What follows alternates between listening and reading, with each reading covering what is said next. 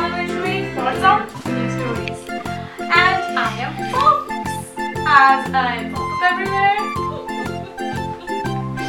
So, people listening to the story related dreams, right?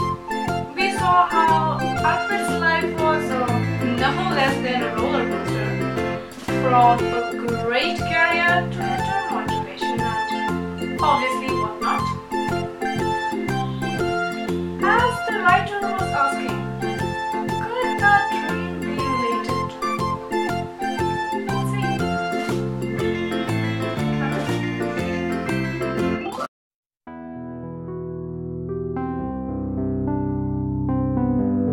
It is 1 in the noon now, and it is a time to relax for everyone in the office because it is a lunchtime.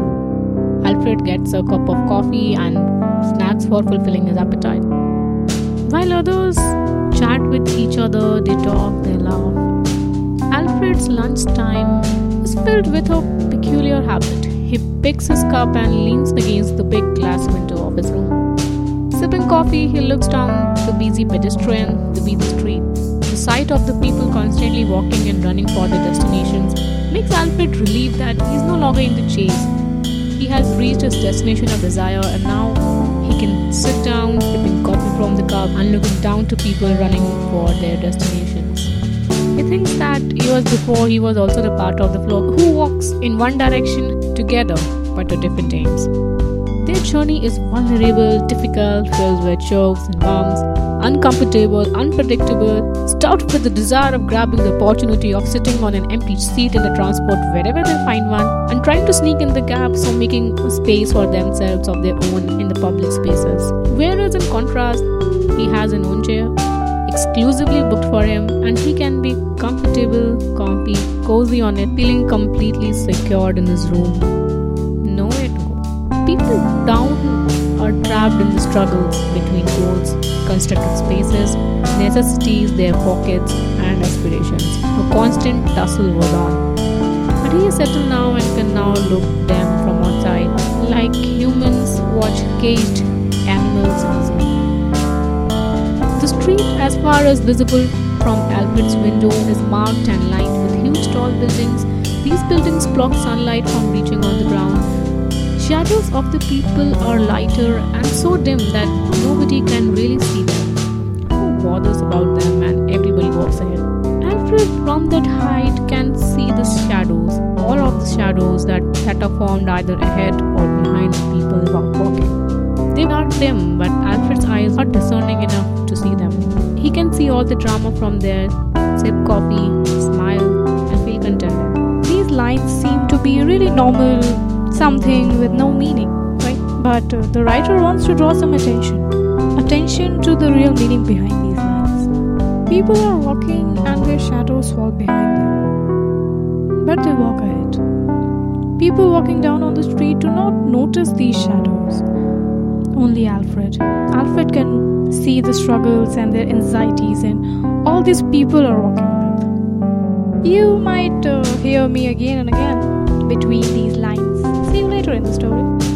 But in the middle of the frenzy huge crowd, Alfred very eagerly waits only for one person to pass from the street. This one single person that he very eagerly and enthusiastically waits. His nexus of attention was unaltered in time. In the big huge crowd where it is very difficult to concentrate your sight only on one thing, Alfred's attention never changes. His eyes constantly searches for it, and his sight wants to locate it as soon as possible. In the whole crowd, Alfred is only interested in one thing. What was this one thing? Even a little delay in the appearance of his center of interest makes him very anxious. His speed of sipping increases as he feverishly looks for his interest. What was this center of interest that Alfred could not resist, and he wanted it so badly?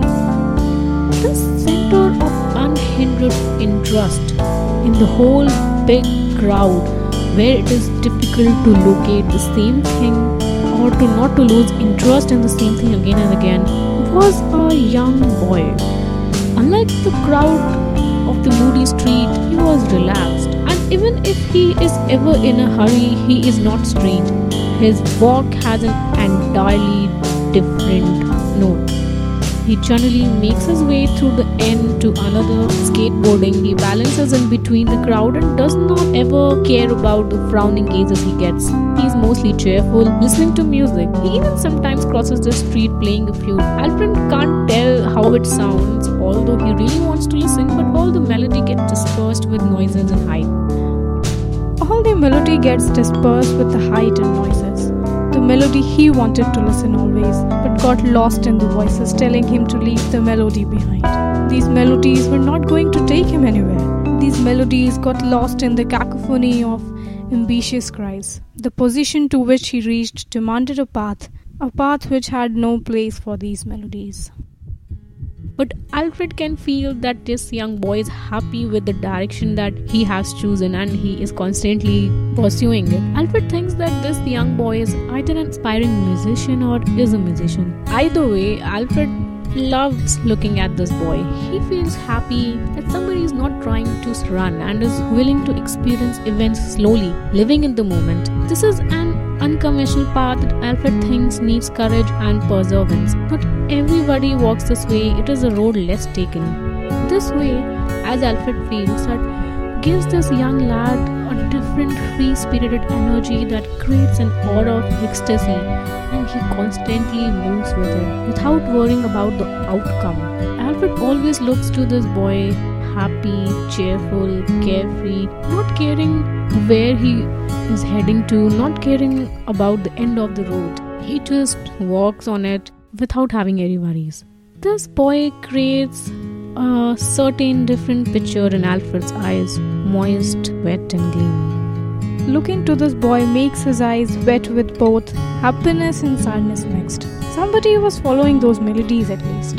The boy was cheerful, but he has not reached anywhere in his life yet. Alfred has achieved a lot, but still stress filled the lines of his forehead. What a difference. Cage bars separate the animals roaming outside from the ones that are inside. Alfred never goes, and he never even went to meet this person. He always looks down to the young boy with himself standing behind the glass of the big window. Earlier, the writer wrote that people down are trapped in the struggles, but he settled down and can now look at them from outside like humans watch caged animals in a zoo. Who was actually caged?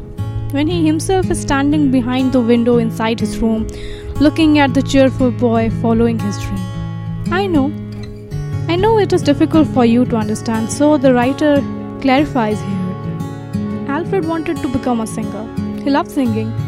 He had a passion for music, but in the prospects and in the expectations of success in career, music was left behind, far, far behind. This was a tough path, a less taken one, and with the pressure of others' expectations, he left it behind.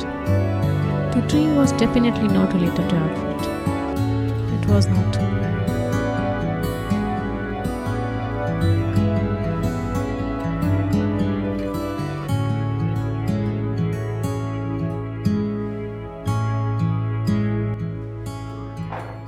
If you like the story, even a little bit, then please give it a thumbs up, subscribe to our channel, comment down below any suggestions that you have. You know well, we upload videos every Sunday, so see you guys.